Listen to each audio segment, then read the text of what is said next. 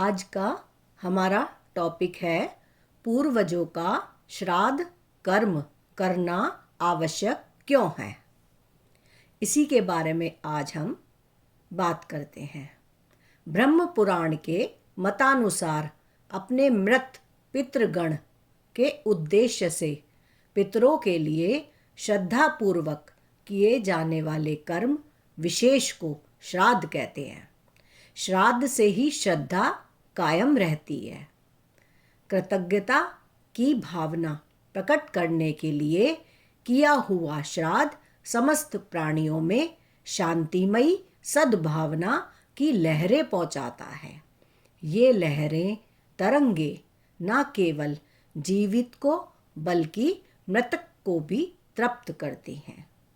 श्राद्ध द्वारा मृतात्मा को शांति, सद्गति, मोक्ष मिलने की मान्यता के पीछे यही तथ्य है। इसके अलावा श्राद्धकर्ता को भी विशिष्ट फल की प्राप्ति होती है। मनु स्मृति में लिखा है, यद् ददाति विधिवत सम्यक श्रद्धा समन्विते ततत् पितॄणां भवति परत्रानंत मक्षयम्। अर्थात मनुष्य श्रद्धावान होकर जो पदार्थ अच्छी तरह विधि पूर्वक पितरों को देता है वह परलोक में पितरों को अनंत और अक्षय रूप में प्राप्त होता है। ब्रह्म पुराण में कहा गया है कि आश्विन मास के कृष्ण पक्ष में यमराज सभी पितरों को अपने यहाँ से छोड़ देते हैं ताकि वे अपनी संतान से श्राद्ध के निमित्त भोजन ग्रहण कर लें।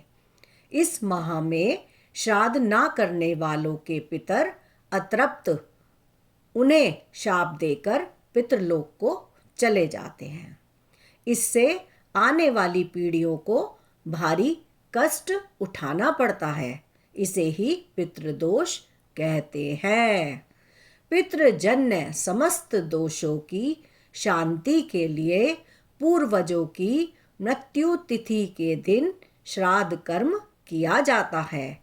इसमें ब्राह्मणों को भोजन कराकर तृप्त करने का विधान है। श्राद्ध करने वाले व्यक्ति को क्या फल मिलता है, इस बारे में गरुड़ पुराण में कहा गया है। आयु पुत्रान यश स्वर्ग कीर्ति पुष्टिम बलम श्रियम पशुना सौख्यम धनम धान्यम प्राप्नुयात् पितृपूजनात्।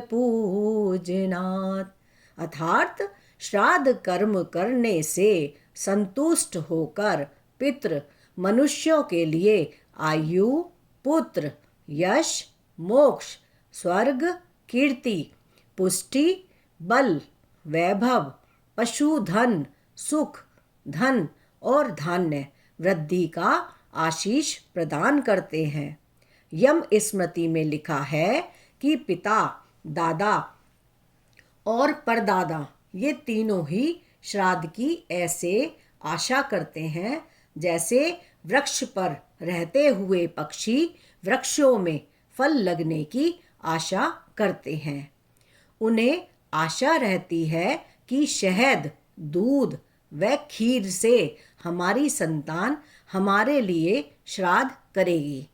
देवताओं के लिए जो हव्य और पितरों के लिए जो कव्य दिया जाता है, ये दोनों देवताओं और पितरों को कैसे मिलता है, इसके संबंध में यमराज ने अपनी स्मृति में कहा है, यावतो ग्रसते ग्रासान हव्य कव्येषु मंत्रवित् तावतो ग्रस्ते पिंडान शरीरे ब्रह्मणे पिता।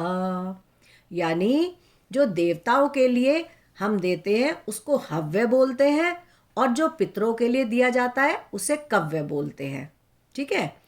अर्थात मंत्रवेता ब्राह्मण श्राद्ध के अन्न के जितने कौर अपने पेट में डालता है। यह यम स्मृति में कहा गया है।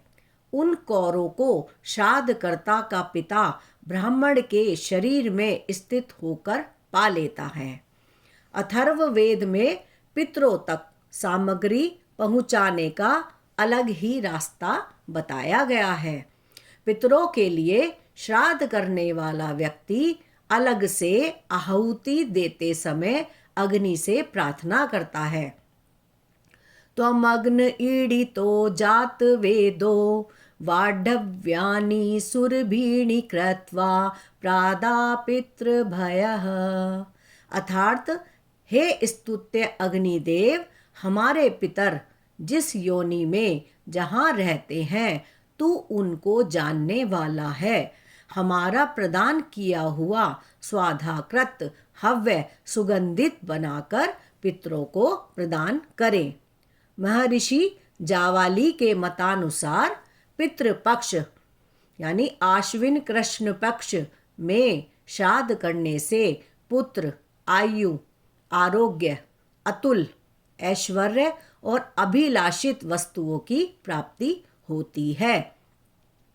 विष्णु पुराण में लिखा है कि श्रद्धा युक्त होकर श्राद्ध कर्म करने से केवल पितृगण ही तृप्त नहीं होते, बल्कि ब्रह्मा, इंद्र, रुद्र, अश्वनी कुमार, सूर्य, अग्नि, अष्टवसु, वायु, ऋषि, मनुष्य, पशु पक्षी और सरीसृप आदि समस्त भूत प्राणी तृप्त होते हैं। ब्रह्म पुराण में कहा गया है, जो मनुष्य शाक के द्वारा भी श्रद्धा भक्ति से श्राद्ध करता है उसके कुल में कोई भी दुखी नहीं होता।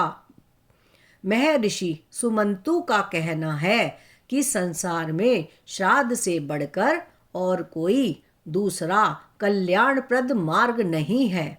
अतः बुद्धिमान मनुष्य को प्रयत्नपूर्वक श्राद्ध करना चाहिए। और मार्कंडेय पुराण के मतानुसार जिस देश अथवा कुल में श्राद्ध कर्म नहीं होता वहाँ वीर, निरोग तथा शतायु पुरुष उत्पन्न नहीं होते। महाभारत की विदुर नीति में धृतराष्ट्र से विदुर जी ने कहा है कि जो मनुष्य अपने पितरों के निमित्त श्राद्ध नहीं करता उसको बुद्धिमान मनुष्य मूर्ख कहते हैं। इस प्रकार हमने आज आपको श्राद्ध के विषय में जानकारी दी है कि श्राद्ध हमें क्यों करना